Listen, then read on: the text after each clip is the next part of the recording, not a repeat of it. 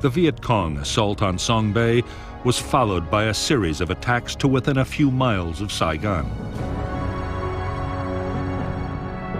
Meanwhile, in the Central Highlands, U.S. intelligence had detected all the elements of the North Vietnamese Army's 325th Division and signs that the 304th was on its way.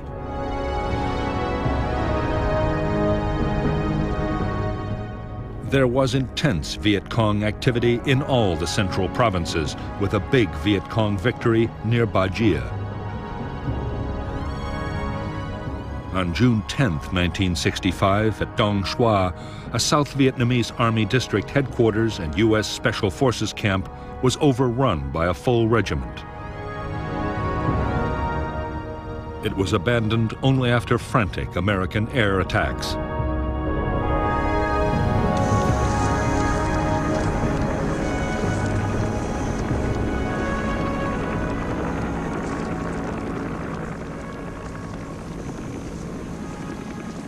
The sheer scale of the Viet Cong's new offensive had far surpassed anything that either the South Vietnamese Army or the Americans had anticipated.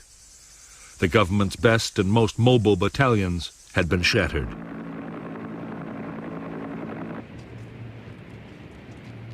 The disaster was followed by political upheaval.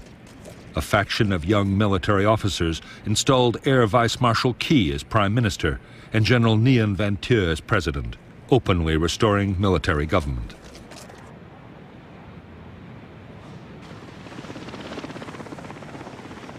After the Viet Cong's May offensive, it was plain to the Americans that enemy numbers were much higher than they had thought. That meant far more U.S. troops would be needed to hold the line.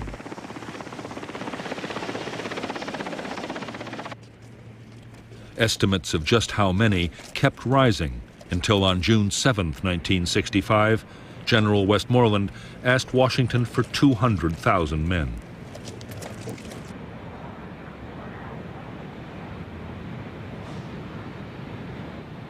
While Westmoreland was waiting for the president's decision, he was given new powers to use the troops he already had more aggressively.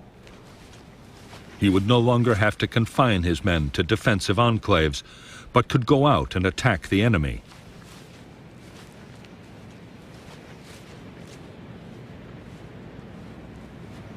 On June 27, 1965, General Westmoreland launched the first purely offensive operation by American ground forces in Vietnam. It was a sweep into NLF territory just northwest of Saigon.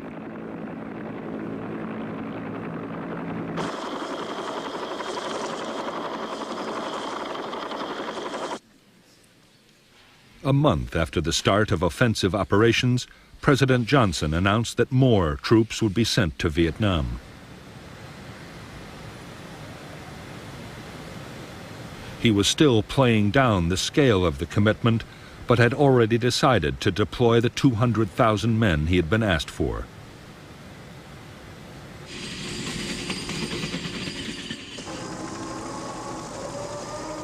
The following day, the first troops of the big buildup arrived in Vietnam.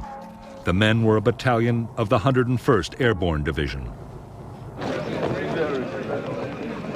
By this time, there was no longer any doubt about just what their mission would be. They were to find the Viet Cong's main force military units and destroy them on the battlefield.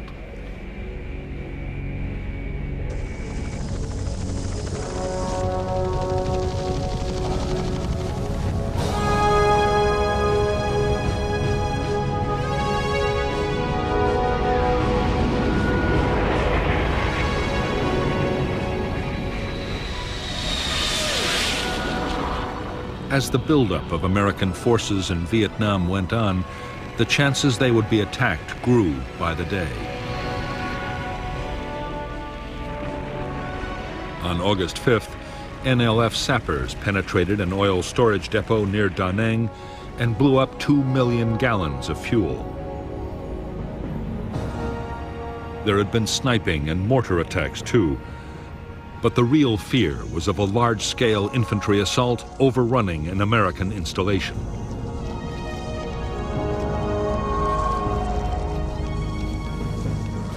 What the Americans needed was accurate and timely intelligence about what the enemy intended to do.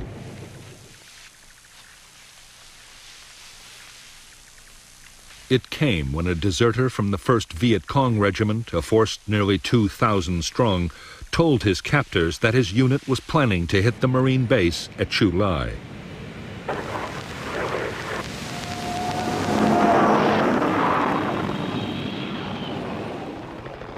The Marines quickly planned a full-scale operation to trap the Viet Cong regiment in its assembly area.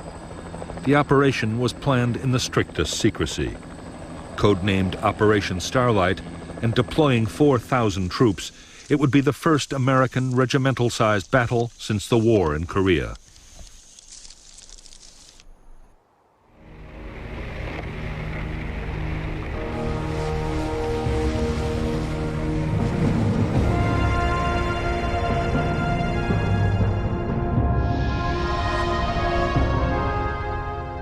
The Marine base at Chu Lai was 15 miles from the village complex of Van Tuong. Between the Tra Bong River, the elevation known as Hill 43, and the Phuoc Tuan Peninsula was a fortified Viet Cong base area. There, the 1st Viet Cong Regiment, made up of the 60th and 80th Battalions, had assembled for the attack on Chu Lai. On August 17, 1965, Company M of the 3rd Battalion, 3rd Marines, took up a blocking position on the Tra Bong River. Next morning, the rest of the battalion made an amphibious landing, while 3 more companies were inserted at landing zones Red, White, and Blue. The Marines pushed on from LZ's Red and White, but around Hill 43, near LZ Blue, the entire Viet Cong 60th Battalion was dug in, and there was a fierce battle before the hill was taken.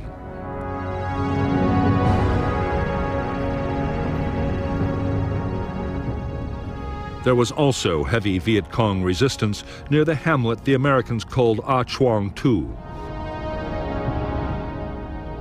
But after reinforcement, the Marines succeeded in squeezing the Viet Cong from 3 sides, trapping them with their backs to the sea.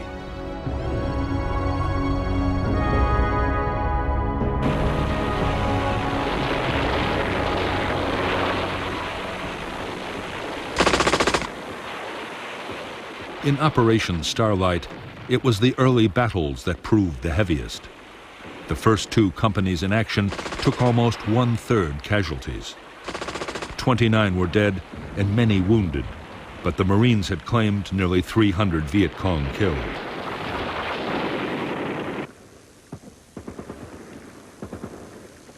The next 5 days involved only small-scale actions. As the Marines advanced, the Viet Cong, numbed by the shattering naval, artillery, and air bombardments, fought delaying actions as they tried to disengage.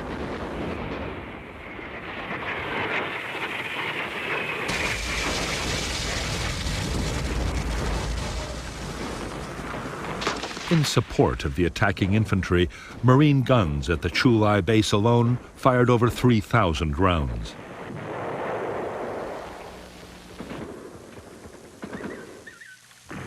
The ships fired another 1,500. Marine air support was so effective that at times aircraft were dropping their bombs within 200 feet of their own troops.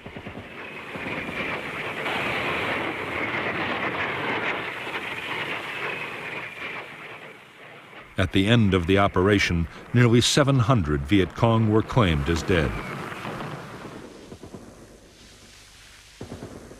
The Marines had lost 45 dead and more than 200 wounded in the battle.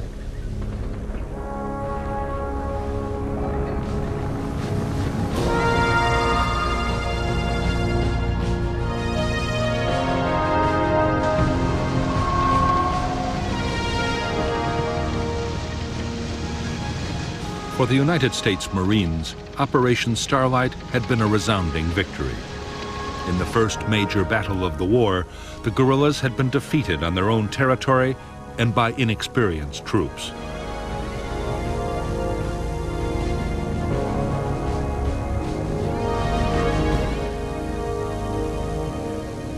The classic U.S. military doctrine had worked exactly as it was supposed to. The enemy had been found, fixed in position, and then destroyed with massive firepower.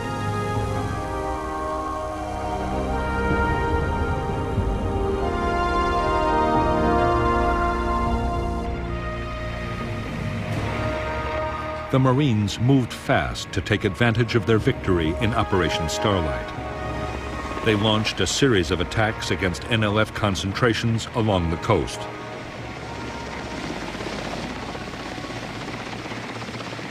Meanwhile, General Westmoreland's attention shifted to the Central Highlands. There, the threat was posed not by the Viet Cong guerrillas, but by the newly arrived troops of the North Vietnamese Army.